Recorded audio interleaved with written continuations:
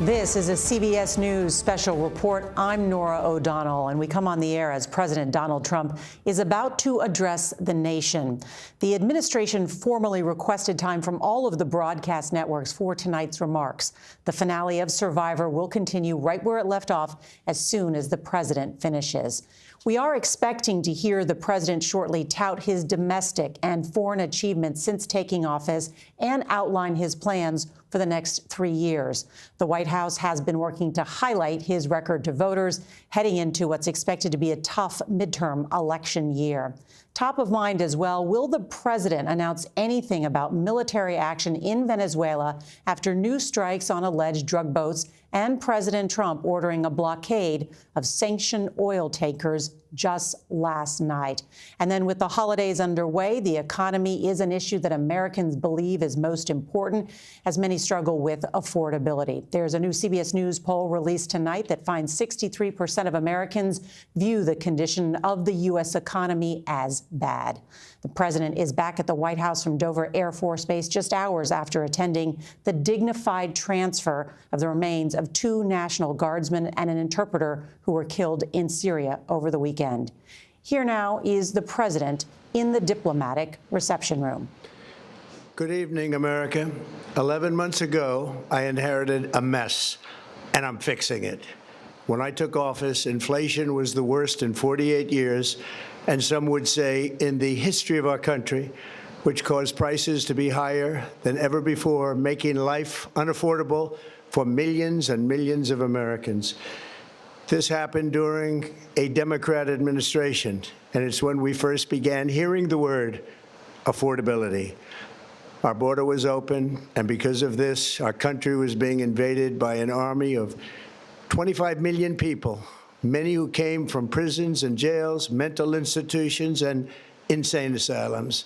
They were drug dealers, gang members, and even 11,888 murderers, more than 50% of whom killed more than one person. This is what the Biden administration allowed to happen to our country, and it can never be allowed to happen again. We had men playing in women's sports, transgender for everybody, crime at record levels with law enforcement, and words such as that just absolutely forbidden. We had the worst trade deals ever made, and our country was laughed at from all over the world, but they're not laughing anymore. Over the past 11 months, we have brought more positive change to Washington than any administration in American history. There's never been anything like it, and I think most would agree. I was elected in a landslide, winning the popular vote and all 7 swing states and everything else, with a mandate to take on a sick and corrupt system that really just took the wealth from people and crushed the dreams of the American people. For the last 4 years, the United States was ruled by politicians who fought only for insiders, illegal aliens, career criminals, corporate lobbyists, prisoners, terrorists, and above all, foreign nations, which took advantage of us at levels never seen before. They flooded your cities and towns with illegal aliens. They decimated your hard-earned savings. They indoctrinated your children with hate for America. They just released a level of violent felons that we had never seen to prey on innocent. They caused war. They caused mayhem. They caused a horrible situation all over the globe. But now you have a president who fights for the law-abiding, hardworking people of our country, the ones who make this nation run, who make this nation work. And after just 1 year, we have achieved more than anyone could have imagined. Starting on day 1, I took immediate action to stop the invasion of our southern border. For the past 7 months, 0 illegal aliens have been allowed into our country, a feat which everyone said was absolutely impossible. Do you remember when Joe Biden said that he needed Congress to pass legislation to help close the border? He was always blaming Congress and everyone else. As it turned out, we didn't need legislation. We just needed a new president. We inherited the worst border anywhere in the world, and we quickly turned it into the strongest border in the history of our country. In other words, in a few short months, we went from worst to best. We're deporting criminals, restoring safety to our most dangerous cities. Just take a look at Washington, D.C. It's at levels of safety that we've never seen before. And they decimated the bloodthirsty foreign drug cartels. We did that all by ourselves with our people, and we're so proud of it because they were poisoning and destroying our population. Drugs brought in by ocean and by sea are now down 94%. We have broken the grip of sinister woke radicals in our schools, and control over those schools is back now in the hands of our great and loving states where education belongs. After rebuilding the United States military in my first term, and with the addition we are adding right now, we have the most powerful military anywhere in the world, and it's not even close. I've restored American strength, settled 8 wars in 10 months, destroyed the Iran nuclear threat, and ended the war in Gaza, bringing for the first time in 3,000 years peace to the Middle East, and secured the release of the hostages, both living and dead. Here at home, we're bringing our economy back from the brink of ruin. The last administration and their allies in Congress looted our Treasury for trillions of dollars, driving up prices and everything at levels never seen before. I am bringing those high prices down and bringing them down very fast. Let's look at the facts. Under the Biden administration, car prices rose 22%, and in many states, 30% or more. Gasoline rose 30 to 50%. Hotel rates rose 37%. Airfares rose 31%. Now, under our leadership, they are all coming down and coming down fast. Democrat politicians also sent the cost of groceries soaring, but we are solving that too.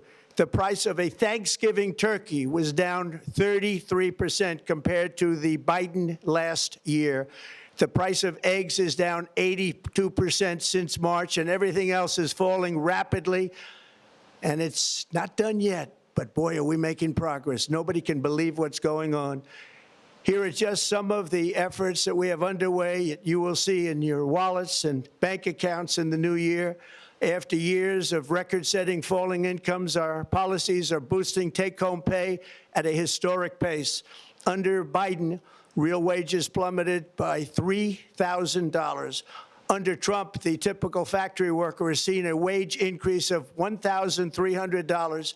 For construction workers, it's $1,800. For miners, we're bringing back clean, beautiful coal. It's $3,300.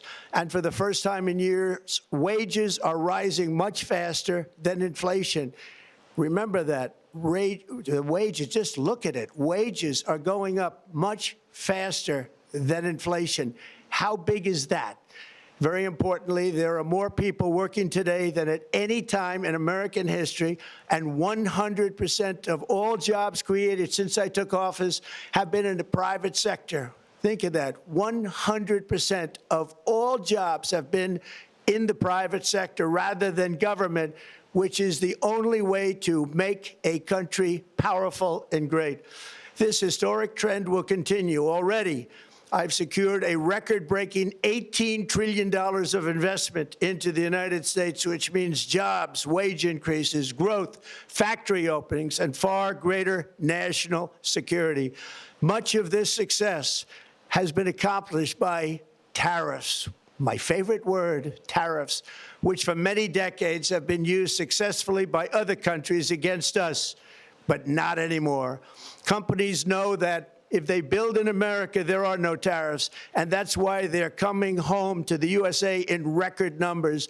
They're building factories and plants at levels we haven't seen, AI, automobiles. We're doing what nobody thought was even possible, not even remotely possible. There has never, frankly, been anything like it. 1 year ago, our country was dead. We were absolutely dead. Our country was ready to fail, totally failed. Now, we're the hottest country anywhere in the world. And that's said by every single leader that I've spoken to over the last 5 months. Next year, you will also see the results of the largest tax cuts in American history that were really accomplished through our great, big, beautiful bill, perhaps the most sweeping legislation ever passed in Congress. We wrapped 12 different bills up into one beautiful bill. That includes no tax on tips, no tax on overtime, and no tax on Social Security for our great seniors. Under these cuts, many families will be saving between $11,000 and $20,000 a year, and next spring is projected to be the largest tax refund season of all time.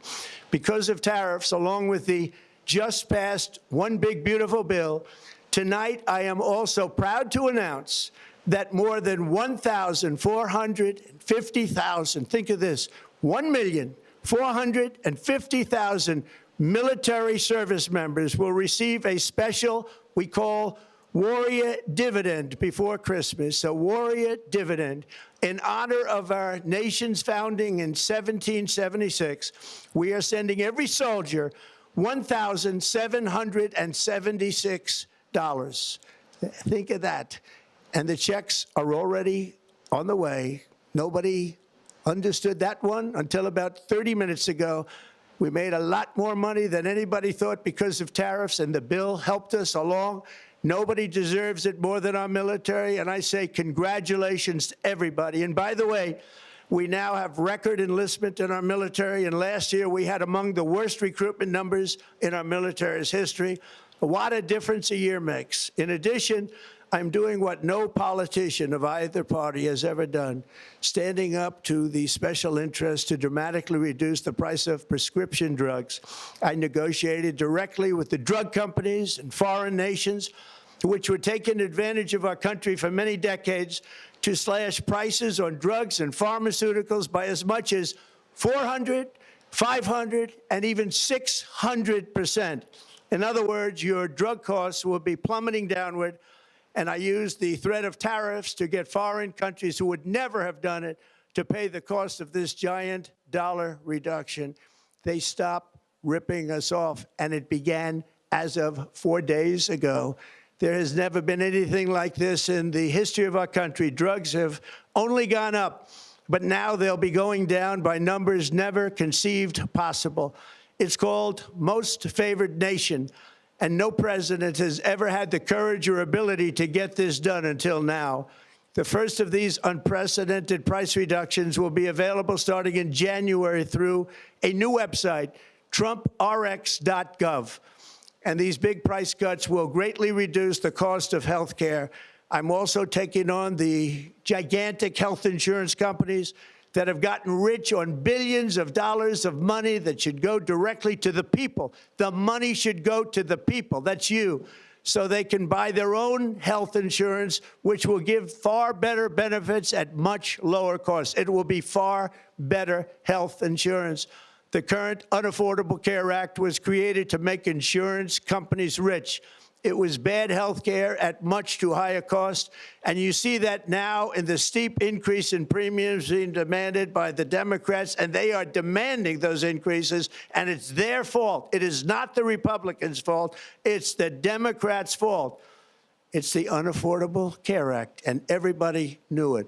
Again, I want the money to go directly to the people so you can buy your own health care. You'll get much better health care at a much lower price. The only losers will be insurance companies that have gotten rich, and the Democrat Party, which is totally controlled by those same insurance companies. They will not be happy, but that's okay with me, because you, the people, are finally going to be getting great health care at a lower cost.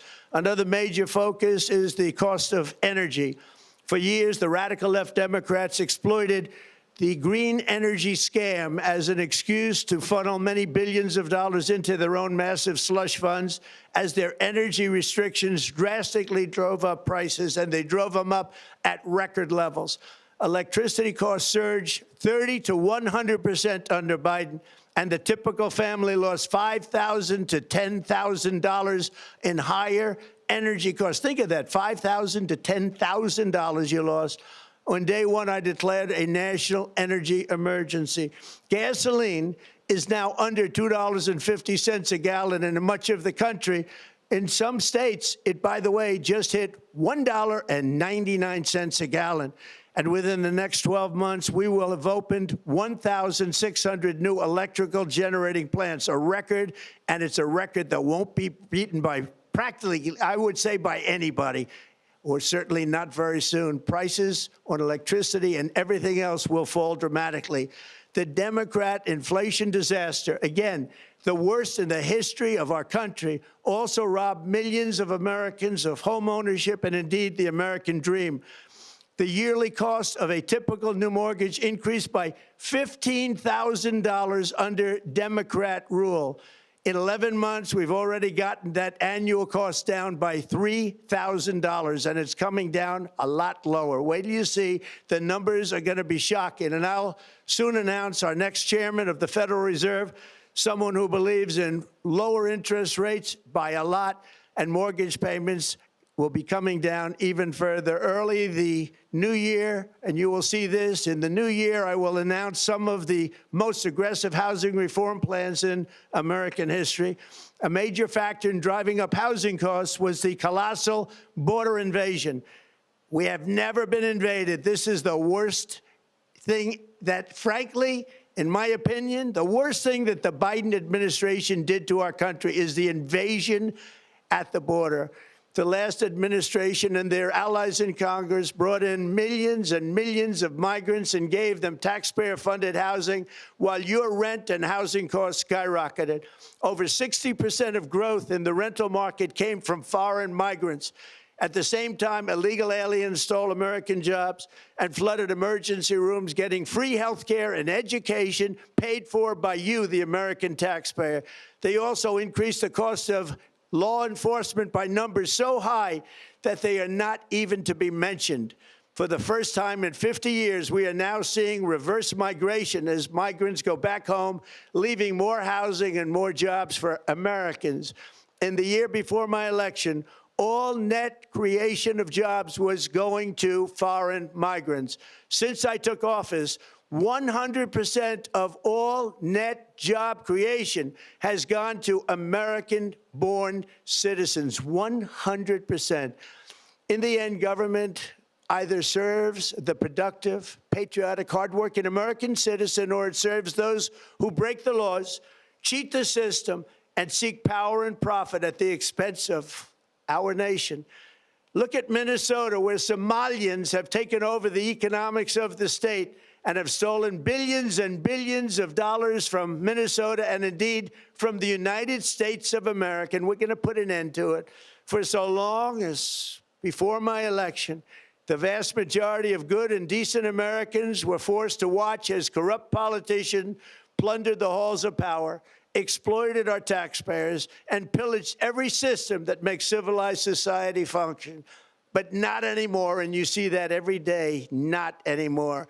We're putting America first, and we are making America great again. Very simple. We are making America great again. Tonight, after 11 months, our border is secure. Inflation is stopped. Wages are up. Prices are down. Our nation is strong. America is respected, and our country is back, stronger than ever before. We're poised for an economic boom, the likes of which the world has never seen. Soon we will host the World Cup and the Olympics, both of which I got. But most importantly, we will celebrate the 250th anniversary of the Declaration of Independence. There could be no more fitting tribute to this epic milestone than to complete the comeback of America that began just 1 year ago. When the world looks at us next year, let them see a nation that is loyal to its citizens, faithful to its workers, confident to its identity, certain to its destiny, and the envy of the entire globe. We are respected again like we have never been respected before. To each and every one of you, have a Merry Christmas and a Happy New Year. God bless you all. Tonight, the President of the United States in that primetime address making this year-end pitch to voters, noting that economic worries are on the rise. Let's turn to Chief White House correspondent Nancy Cordes. Nancy, what did you make of his message and his tone? Norah, the president essentially argued that he had rescued this nation from evil. He claimed that his predecessors had, quote, fought for criminals, indoctrinated children with hate for America, and caused war and mayhem all over the globe. Stark terms even for him. He also said he's solving the country's economic woes. He argued that his plans are already bringing prices down, even though inflation stands at 3%, the same rate that it was the month that he took office. There was a surprise when he announced that $1,776 checks are going out to about 1.5 million service members in honor of the nation's 250th birthday. He said those checks are going out already, and he called them warrior dividends. All right, Nancy Cordes at the White House, thank you. And our coverage will continue on CBS News 24/7 and your local news. Many of you will now return to the Survivor finale after a break. This has been a CBS News special report. I'm Norah O'Donnell in Washington. Happy holidays and good night.